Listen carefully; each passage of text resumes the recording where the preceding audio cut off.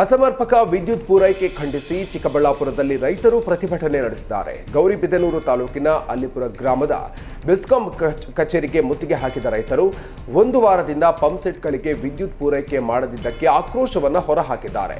ವಿದ್ಯುತ್ ಪೂರೈಕೆ ಇಲ್ಲದೆ ಬೆಳೆಗಳು ಒಣಗ್ತಾ ಇದ್ದು ರೈತರು ಧರಣಿ ನಡೆಸ್ತಾ ಇದ್ದಾರೆ.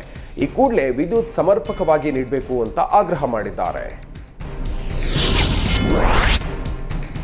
ಕೋಲಾರದಲ್ಲಿ ಗಾಂಜಾ ಸಾಗಾಟ ಮಾಡ್ತಾ ಇದ್ದ ಇಬ್ಬರನ್ನ ಬಂಧನ ಮಾಡಲಾಗಿದೆ. ಮಾಲೂರು ತಾಲೂಕಿನ ಕೃಷ್ಣಮೂರ್ತಿ ಮತ್ತು ಮನೋಹರ ಬಂಧಿತ ಆರೋಪಿಗಳಾಗಿದ್ದು 23 ಲಕ್ಷ ಮೌಲ್ಯದ ಗಾಂಜಾವನ್ನ ವಶಕ್ಕೆ ಪಡೆಯಲಾಗಿದೆ.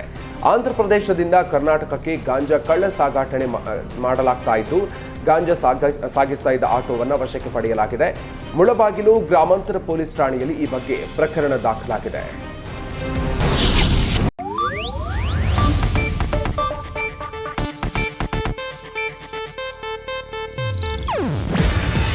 ಇದು ಏಷ್ಯಾನೆಟ್ ನ್ಯೂಸ್ ನೆಟ್ವರ್ಕ್ ಪ್ರಸ್ತುತಿ.